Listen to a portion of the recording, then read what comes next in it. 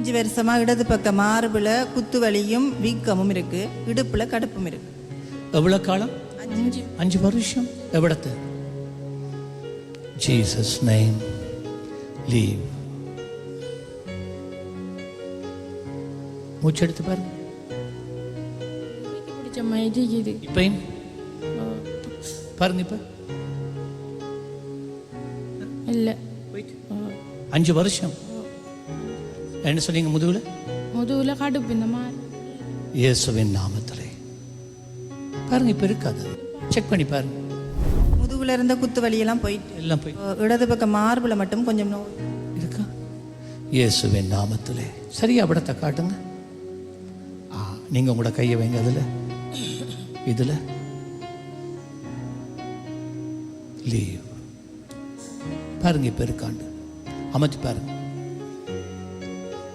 இல்ல ஆண்டவர் நல்லவர்.